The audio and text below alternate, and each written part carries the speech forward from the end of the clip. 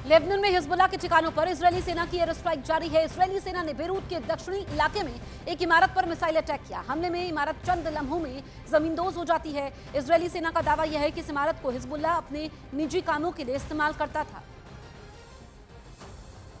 तस्वीरें आप तक पहुंचा रहे हैं। मिसाइल अटैक में हिजबुल्लाह की इमारत जमींदोज हो गई और ये इमारत में हिजबुल्लाह का ठिकाना बताया जा रहा है। आप देखिए कि ये मिसाइल नजर आ रही है। आप तस्वीरें देखिए, हम आपको लेबनान से तस्वीरें दिखा रहे हैं जहां पर किस तरीके से मिसाइल हमला होता है। और ये इजराइल ने बहुत बड़ा हमला किया है क्योंकि जिस इमारत को जमींदोज किया गया है उसमें इजरायली सेना ने जिनको जमींदोज किया है, जिस इमारत को, वहां पर हिजबुल्लाह का ठिकाना था। ये तस्वीरें हम आप तक पहुंचा रहे हैं। लगातार इजरायली डिफेंस फोर्सेस का ऑपरेशन जारी है और ये बहुत बड़ा हमला है। लेबनान में हिजबुल्लाह के ठिकानों पर इजरायली सेना की लगातार एयर स्ट्राइक जारी है और सबूत के तौर पर इजरायली डिफेंस फोर्सेस तस्वीरें भी जारी कर रही है।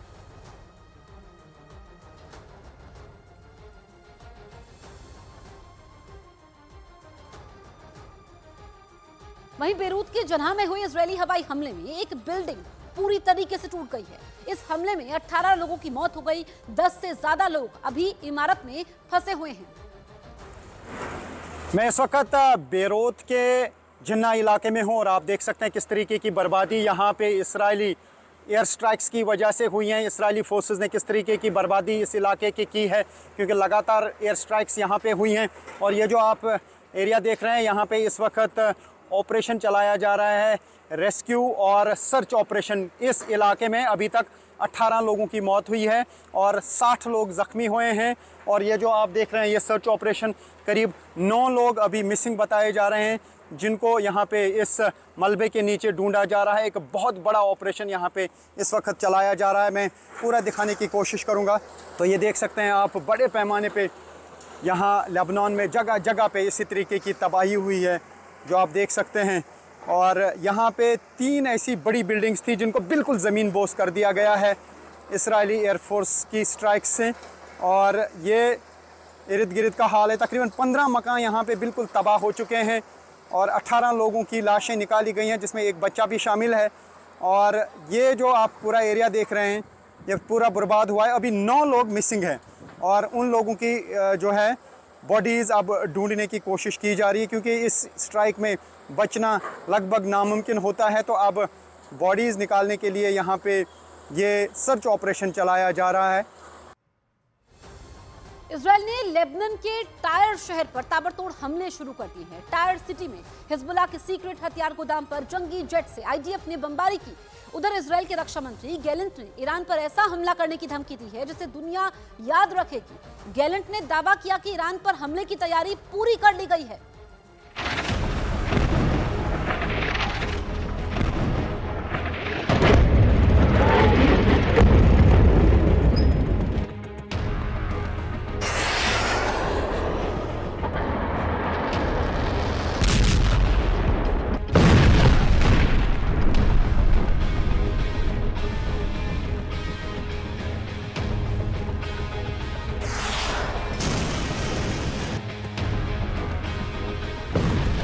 लेबनान का टायर शहर जल रहा है।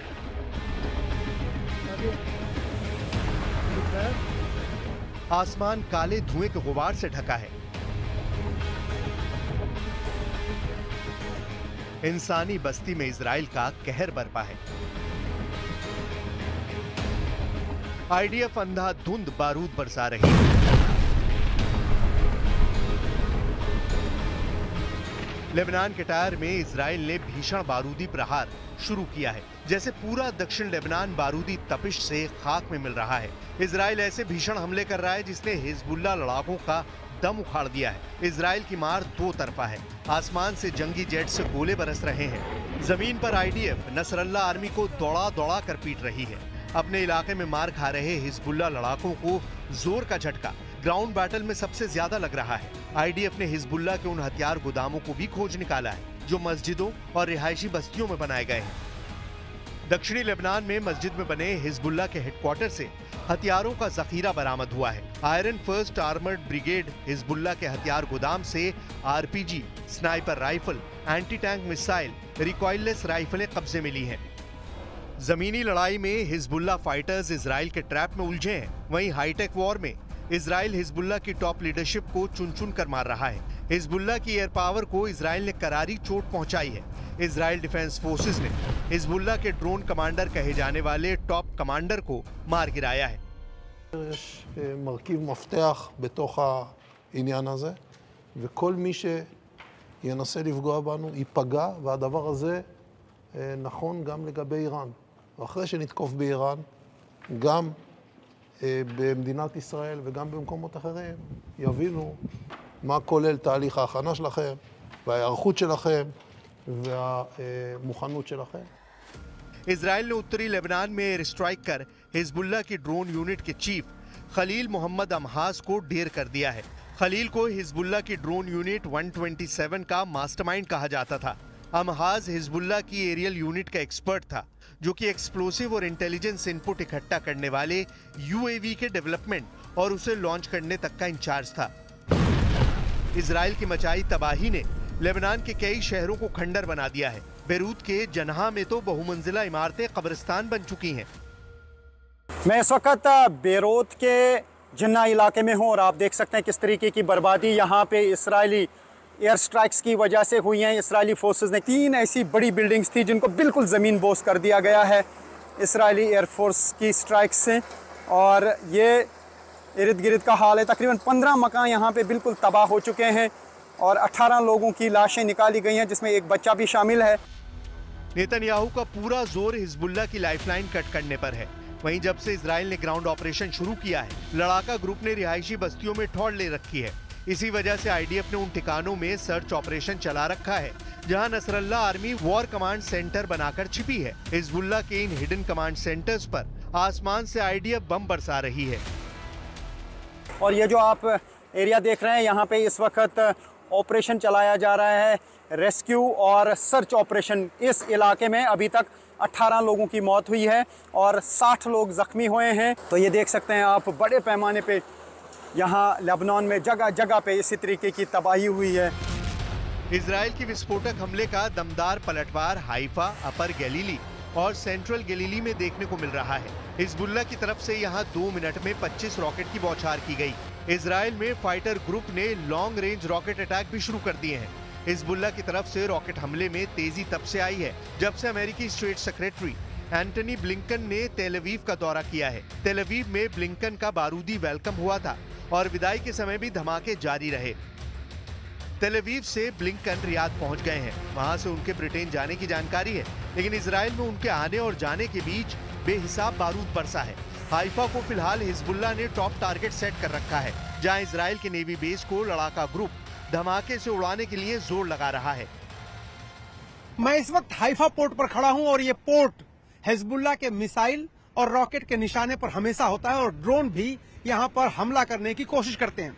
अब तस्वीरें अगर आप देखेंगे तो जो पहाड़ी दिख रही है उसके दूसरी तरफ साउथ लेबनान है, जहां से हिजबुल्लाह लगातार हाइफा पर और सेंट्रल इजराइल पर रॉकेट और मिसाइल छोड़ता है और ड्रोन भी इसी रास्ते से आते हैं।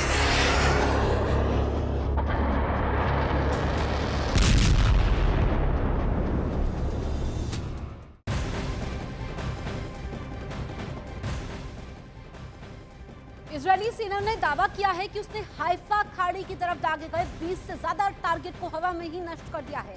इन टारगेट को हिजबुल्लाह की तरफ से इजराइल में तबाही मचाने के इरादे से दागा गया था, लेकिन सीमा पर तैनात आयरन डोम ने इन्हें वक्त रहते आसमान में ही बारूद में तब्दील कर दिया। तस्वीरें आप तक पहुंचा रहे हैं। इजरायली सेना का दावा यह है कि हाइफा खाड़ी की तरफ दागे गए 20 से ज्यादा टारगेट को हवा में ही नष्ट कर दिया है। टारगेट को हिजबुल्लाह की तरफ से इजराइल में तबाही मचाने के इरादे से दागा गया था, क्योंकि जो आयरन डोम है उसकी चर्चा पूरी दुनिया में होती है और ऐसे में यहाँ पर ये इजरायली डिफेंस फोर्सेस दावा कर रही है कि हिजबुल्लाह की तरफ से जो नुकसान पहुंचाने की कोशिश है वो कामयाब नहीं हो रही है। तो हिजबुल्लाह के तूफानी हमले के बीच हाइफा यूनिवर्सिटी ने नए सत्र को 10 नवंबर तक टाल दिया है। इजराइल के सभी दूसरे विश्वविद्यालय में नए सेशन की शुरुआत नवंबर महीने की 3 तारीख तक बढ़ा दी गई है।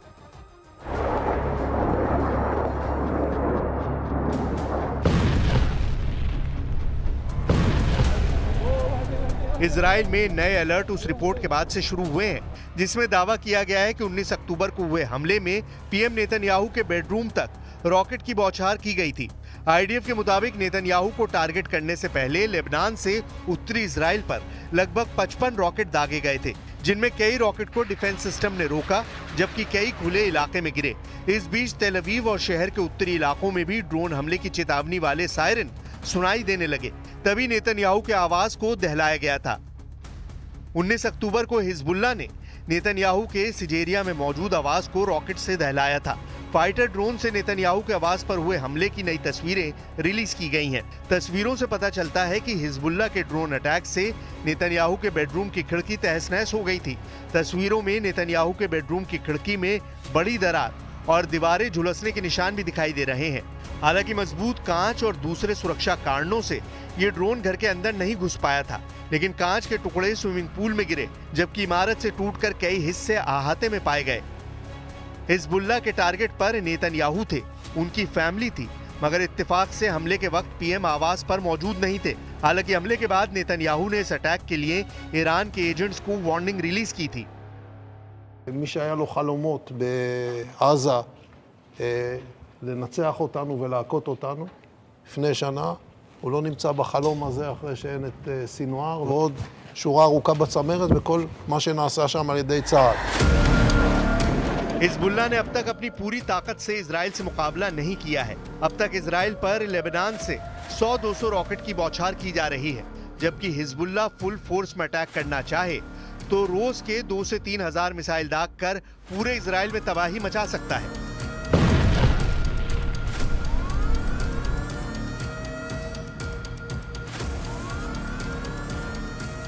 अमेरिका के पूर्व अधिकारियों और ईरानी सूत्रों के मुताबिक ईरान और हिजबुल्लाह एक साथ मिलकर इजराइल पर हमला करने जा रहे हैं।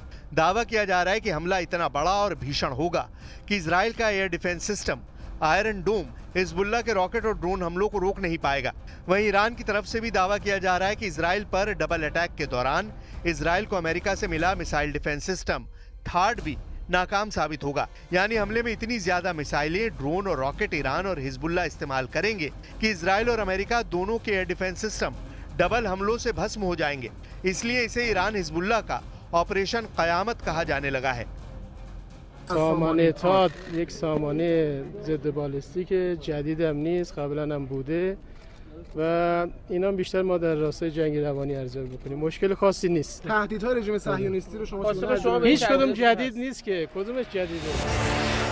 पूर्व वरिष्ठ अमेरिकी रक्षा अधिकारी डाना स्ट्रोल ने फाइनेंशियल टाइम्स से बात करते हुए कहा है कि अगर ईरान और हिजबुल्लाह ने एक साथ मिलकर इजराइल पर हमला किया तो इजराइल की हवाई सुरक्षा चरमरा सकती है। डाना स्ट्रोल ने दो टूक कहा कि मान लीजिए ईरान का हमला हुआ और इजराइल उसका जवाब देता है, लेकिन तभी हिजबुल्लाह भी इसमें शामिल हो जाता है, तो फिर इजरायली सेना के सामने बहुत बड़ी मुश्किल खड़ी हो जाएगी। इजराइल के एयर डिफेंस सिस्टम लंबे समय तक ईरान और हिजबुल्लाह के जॉइंट अटैक के सामने टिक नहीं पाएंगे। वहीं इजराइल एरोस्पेस इंडस्ट्रीज के सीईओ बोज लेवी का दावा है कि उनकी कुछ यूनिट्स हफ्ते में 7 दिन 24 घंटे इजराइल के एयर डिफेंस सिस्टम से जुड़ी मिसाइलें और कंट्रोल सिस्टम का प्रोडक्शन कर रही हैं। इजराइल एरोस्पेस इंडस्ट्रीज यानी IAI मिसाइल इंटरसेप्टर बनाती है, जिसका इस्तेमाल इजराइल अपने एयर डिफेंस सिस्टम में करता है। इजराइल ने अपनी सुरक्षा के लिए इन एयर डिफेंस सिस्टम की मल्टी लेयर्ड तैनाती कर रखी है।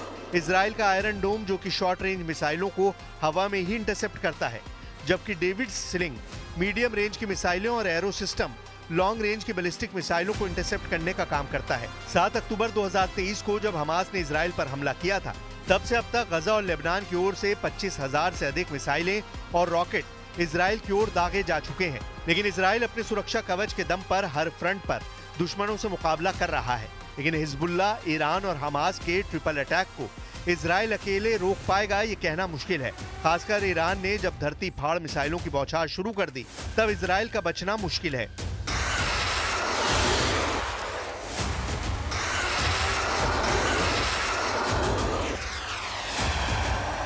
ईरान और इजराइल में डायरेक्ट वॉर की टेंशन बढ़ चुकी है। जब से इजराइल के हमले का प्लान लीक हुआ है, तेहरान में आर्म्ड फोर्सेस अलर्ट मोड में है। सैटेलाइट तस्वीरों और दूसरी खुफिया जानकारियों के आधार पर तैयार किए गए सीक्रेट डॉक्यूमेंट लीक होने के बाद से अमेरिका भी इजराइल पर खफा है। यूएस नेशनल सिक्योरिटी काउंसिल प्रवक्ता जॉन किर्बी ने वॉर प्लान लीक होने पर नाराजगी का इजहार भी किया है। मतलब इजराइल को हर मोर्चे से मायूसी मिल रही है। इजराइल जितना तकलीफ में आएगा उसके दुश्मनों के लिए उतना ही खतरा बढ़ता जाएगा, ये भी तय है। इजराइल जख्मी होने के बाद ज्यादा खूंखार और घातक हमले के लिए कुख्यात है।